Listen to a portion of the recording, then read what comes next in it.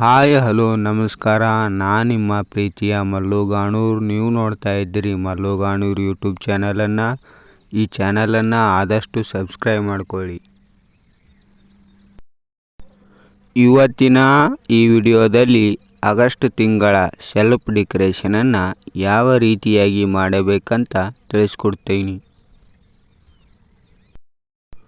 ಮೊದಲಿಗೆ ಗೂಗಲ್ನಲ್ಲಿ ಹೋಗಿ ಸೇವಾ ಸಿಂಧು ಅಂತ ಟೈಪ್ ಮಾಡಿದ ಬಳಿಕ ಸ್ಕ್ರೋಲ್ ಡೌನ್ ಮಾಡುತ್ತಾ ಕೆಳಗಡೆ ಬನ್ನಿ. ಅಲ್ಲಿ ಸೇವಾ ಸಿಂಧು ಅಂತ ಒಂದು ವೆಬ್ಸೈಟ್ ಕಾಣುತ್ತೆ, ಅದ್ರ ಮೇಲೆ ಕ್ಲಿಕ್ ಮಾಡ್ಕೊಳ್ಳಿ. ಕ್ಲಿಕ್ ಮಾಡ್ಕೊಂಡ ಬಳಿಕ ಈ ರೀತಿಯಾದ ಒಂದು ಮುಖಪುಟ ಓಪನ್ ಆಗುತ್ತೆ. ನೀವು ಸೇವಾ ಸಿಂಧುಗೆ ಮೊದಲೇ ಲಾಗಿನ್ ಆಗಿರಬೇಕು. ಲಾಗಿನ್ ಮತ್ತು ಪಾಸ್ವರ್ಡನ್ನು ಎಂಟ್ರಿ ಮಾಡಿ ಕ್ಯಾಪ್ಷನ್ ಹಾಕಿ ಸಬ್ಮಿಟ್ ಬಟನ್ ಮೇಲೆ ಕ್ಲಿಕ್ಕನ್ನು ಮಾಡಿ. ಕೆಲವೊಂದಿಷ್ಟು ಜನ ಸಬ್ಸ್ಕ್ರೈಬ್ ಮಾಡಲಾರ್ದೆ ವಿಡಿಯೋನ ನೋಡ್ತಾ ಇದ್ದೀರಿ. ದಯವಿಟ್ಟು ಸಬ್ಸ್ಕ್ರೈಬ್ ಮಾಡ್ಕೊಳ್ಳಿ ಈ ಚಾನಲನ್ನು. ಸಬ್ಮಿಟ್ ಬಟನ್ ಮೇಲೆ ಕ್ಲಿಕ್ ಮಾಡಿದಾಗ ಈ ರೀತಿಯಾದ ಒಂದು ಪೇಜ್ ಓಪನ್ ಆಗುತ್ತೆ. ಅಲ್ಲಿ ಅಪ್ಲೈ ಫಾರ್ ಸರ್ವಿಸ್ ಅಂತ ಕಾಣ್ತಾ ಇದ್ದಿಲ್ಲ, ಅದ್ರ ಮೇಲೆ ಕ್ಲಿಕ್ ಮಾಡ್ಕೊಂಡು ವ್ಯೂ ಆಲ್ ಸರ್ವಿಸ್ ಮೇಲೆ ಕ್ಲಿಕ್ಕನ್ನು ಮಾಡ್ಕೊಳ್ಳಿ. ಕ್ಲಿಕ್ ಮಾಡ್ಕೊಂಡ ಬಳಿಕ ಈ ರೀತಿಯಾದ ಒಂದು ಪೇಜ್ ಓಪನ್ ಆಗುತ್ತೆ. ಅಲ್ಲಿ ಶೋ ಅದಲ್ಲ, ಅಲ್ಲಿ 100 ಮಾಡ್ಕೊಳ್ಳಿ. ಮಾಡ್ಕೊಂಡು ಇಲ್ಲಿ ಸರ್ಚ್ ಅಂತ ಕಾಣ್ತಾ ಇದೆಯಲ್ಲ, ಅಲ್ಲಿ ಯುವ ನಿಧಿ ಅಂತ ಟೈಪ್ ಮಾಡಿ. ಟೈಪ್ ಮಾಡಿದ ಬಳಿಕ ಇಲ್ಲಿ ಕೆಳಗಡೆ 1 ನಂಬರ್ ಕಾಣ್ತಾ ಇದೆಯಲ್ಲ, ಯುವ ನಿಧಿಯ ಸ್ವಯಂ ಘೋಷಣೆ ಅರ್ಜಿಯ ತಂದು ಅದ್ರ ಮೇಲೆ ಕ್ಲಿಕ್ಕನ್ನು ಮಾಡ್ಕೊಳ್ಳಿ. ಕ್ಲಿಕ್ ಮಾಡ್ಕೊಂಡ ಬಳಿಕ ಈ ರೀತಿಯಾದಂಥ ಒಂದು ಮುಖಪುಟ ಓಪನ್ ಆಗುತ್ತೆ. ಅಲ್ಲಿ ಆಧಾರ್ ಸಂಖ್ಯೆಯನ್ನು ಎಂಟ್ರಿ ಮಾಡ್ಕೊಳ್ಳಿ.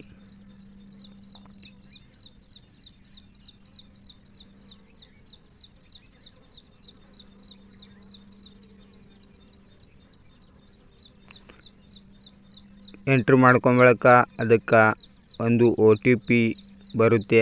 ಆ OTPಯನ್ನು ಎಂಟ್ರಿ ಮಾಡಿ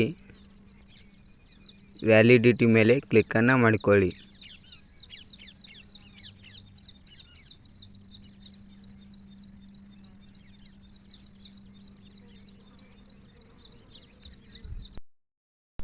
ನಿಮ್ಮ OTP ಸಕ್ಸಸ್ ಆದ ಬಳಿಕ ಆಧಾರ್ ಸಂಖ್ಯೆ, ಆಧಾರ್ನಲ್ಲಿರುವಂಥ ಹೆಸರು, ಯುವ ನಿಧಿ ನೋಂದಣಿ ಅರ್ಜಿ ಉಲ್ಲೇಖ ಸಂಖ್ಯೆ, ನಿಮ್ಮ ಪದವಿ ನೋಂದಣಿ ಸಂಖ್ಯೆ, ಸ್ವಯಂ ಘೋಷಣೆ ತಿಂಗಳು ಆಗಸ್ಟ್ 2024 ಈ ರೀತಿಯಾಗಿ ಬರುತ್ತೆ.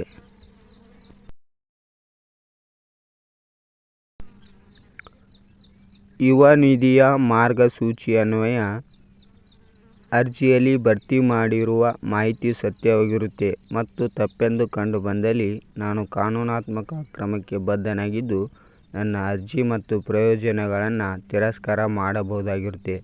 ಅಲ್ಲಿ ಎಸ್ ಮತ್ತು ನೋ ಇದೆ. ಎಸ್ಸನ್ನು ಕ್ಲಿಕ್ ಮಾಡ್ಕೊಂಡು ಅಲ್ಲಿ ಕ್ಯಾಪ್ಷನ್ನ ಎಂಟ್ರಿ ಮಾಡ್ಕೊಂಡು ಸಬ್ಮಿಟ್ ಬಟನ್ ಮೇಲೆ ಕ್ಲಿಕ್ಕನ್ನು ಮಾಡಿ.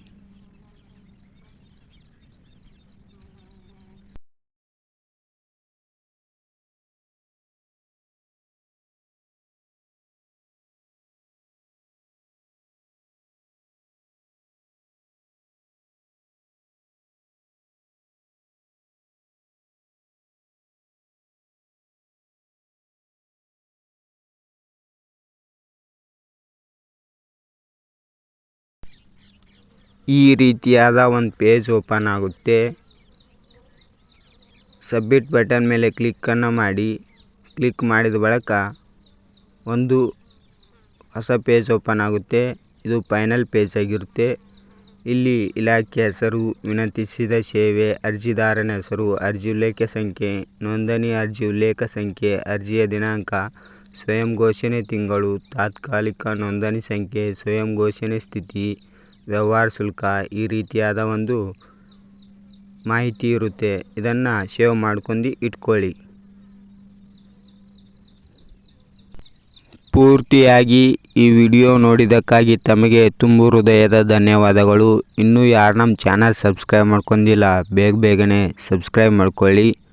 ಆದಷ್ಟು ಈ ವಿಡಿಯೋವನ್ನು ಯುವ ನಿಧಿ ಅರ್ಜಿಯನ್ನು ಹಾಕಿರ್ತಕ್ಕಂಥ ವ್ಯಕ್ತಿಗೆ ಶೇರ್ ಮಾಡಿ.